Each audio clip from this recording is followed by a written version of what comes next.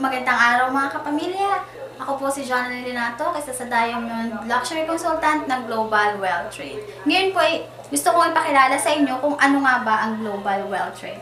So, Global Wealth Trade, bakit nga ba siya Global Wealth Trade? Kaya po siya Global Wealth Trade kasi yung CEO namin na si Mr. Romin Misgarlo is isa siyang visionary. So, ang vision niya is maging wealthy or mayaman ang lahat ng mga tao sa buong mundo globally. So, Global Wealth Trade. So, as the story po, yung pamilya ng CEO natin, yung background niya is sila yung nagmamanufacture ng mga jewelry, ng mga alahas para sa Tiffany, Louis Vuitton, so yung mga iba pa pong mga company. So, sila yung manufacturer. But sabi nila, before daw po, let's say sa Tiffany, naggumawa sila ng isang singsing na worth $20. So, babayaran sila ni Tiffany or ni company ng $20, tapos lalagyan nila ng tatak na Tiffany, ibebenta ng $500. So, yung difference between 20 to 500, which is $480, saan napunta? Sa bulsa lang yung may-ari ni Tiffany.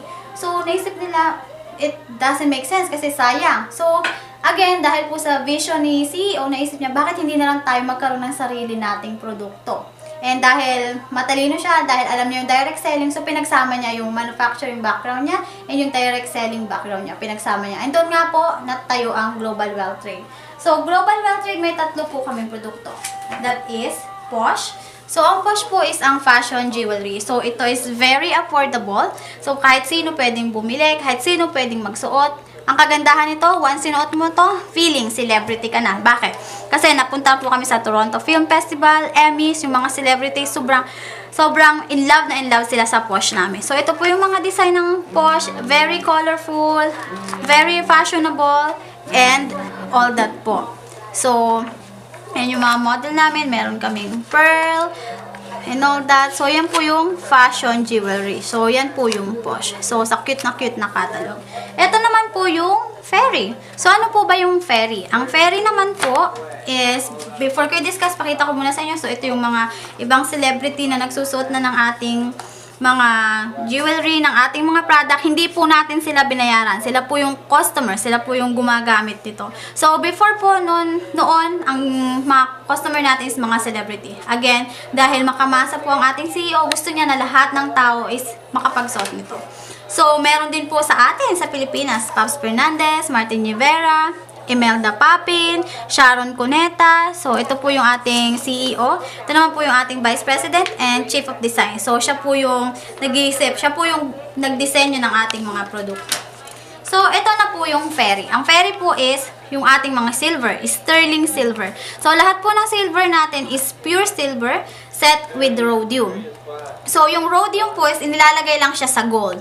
But then, para po yung silver natin is may suot ng mga tao na may allergy sa silver and all that, tsaka yung kinang niya is maging parang real gold. So, naglagay po tayo ng rhodium. Yung mga stone naman po na ginamit natin is cubic zirconia AAA. So, that's the stone next to diamond. And nakikita nyo po sa sing-sing na ito, nakikita nyo po na ang kinang niya is parang diamond. Bakit? Kasi, the way po na kinat namin yung cubic zirconia stone is the same way na kinat yung diamond. So, pagpasok po ng sun, pagpasok ng light sa kanya, it shines like a diamond. So, meron din pong mga black onyx, mother pearl, and all that. Ito naman po yung tinatawag naming tungsten and ceramic. Tungsten and ceramic naman po, especially po dito sa US and Canada, yung mga groom po, kung let's say nagtatrabaho sila sa construction o yung mga trabaho na labor, usually po yung mga groom, ang ginagamit nilang wedding band is tungsten or ceramic. Bakit? Kasi po matigas siya, hindi siya nag-i-scratch. And meron ito po yung mga ibang silver. Meron din po kaming tinatawag na tungsten. Ang tungsten naman, ito naman po yung mga bracelet. Ito naman po, bracelet. Yun naman pong tungsten is mixture o pinaghalong platinum and tungsten. Yung platinum po is matibay siya, matigas, hindi siya nagbabago ng korte. Yung tungsten naman po is makintab siya, plus hindi siya nag-scratch. So, pinagsama po yun. Ang company lang po ang nakaisip nun. Bakit? Kasi po, yung tungsten daw ay ini-imitate na especially ng China. So, para yung produkto natin is kilala pa rin, nagkaroon tayo ng tungsten. Tanging company lang po natin ang merong tungsten. Tanging ang GWT lang. So, meron din po tayo mga kwintas na panglalaki, bracelet, Martin Rivera, mga iba pa pong bracelet. And meron din po tayong mga fashion show. Every April po nagkakaroon ng fashion show dito sa Toronto. So, pumupunta po yung lahat ng luxury consultant kung saan galing na bansa, pumupunta dito para sa fashion show and para sa convention. Basically, dito po nilalabas yung mga bagong design ng ating mga produkto. So, hope next year, baka bagong sapatos, perfume, prescriptive glasses, and all that. So, marami po tayong mga produktong lalabas. So, yan po yung mga sing-sing na panglalaki. Meron din po tayong timepieces or mga relo. Ang timepieces naman po natin, ito pong Fairy President is nasama sa top 10 best watches in the world. Kahana ng Rolex, Patek Philippe. So, ito po ay set with gold and diamond. So, it's a great investment po talaga. Ito pa po yung mga ibang relo made in tungsten and high-tech ceramic. So, hindi siya nag-i-scratch kahit ano pong kaskas nyo dyan, kahit anong ingat. So, ito po isa sa mga relo. So, nakita nyo po, wala akong ingat sa relo pero never siya nag-scratch. Lagi siyang looks brand new. And yung crystal niya po, itong crystal niya po is hindi rin siya nag-i-scratch. Isa lang po ang makaka-scratch dyan, yung real diamond. So, let's say may suot kayo ng relo, iwas-iwas lang sa mga may diamond para hindi magaskasan ng relo nyo. So, and konti lang po yung mga nilalabas naming design ng relo. So, magiging, pwede nyo siyang pagdating ng 5-10 years, pwede nyo siyang ibenta ng halos doble, triple pa sa presyo na nakuha nyo siya ngayon. So, yan po yung mga ibang relo. Ito naman po yung shields namin. Bakit siya shields? Shields kasi nagpo-protect talaga siya sa mata nyo. So, meron siyang 400 UV and yari siya sa Monel. So, magaan siya. Kahit isuot mo yung shields ng buong araw, sa summer, sa Boracay, sa Bohol, kahit isuot mo siya ng buong araw, hindi ka po magkakaroon ng mark sa banda dito. Hindi ka po magkakaroon ng mark. Kasi nga, magaan po siya. And lahat po ng produkto natin is galing sa yari sa Canada. Pero ang shields po ay galing sa Italy kasi wala pa daw po silang nakikitang magaling na manufacturer dito sa Canada.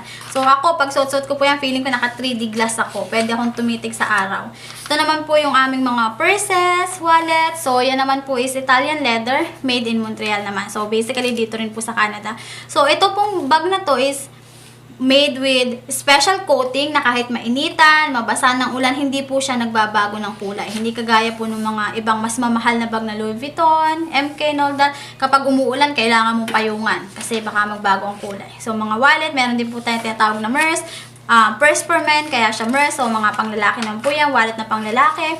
Ngayon naman pong winter, meron naman po tayong mga leather gloves na talaga naman pong gustong-gusto ng mga customer. Kahit hindi mo ibenta, isuot mo lang, mabibili galing sa kamay mo kasi napakaganda po talaga ng quality and super warm po talaga siya.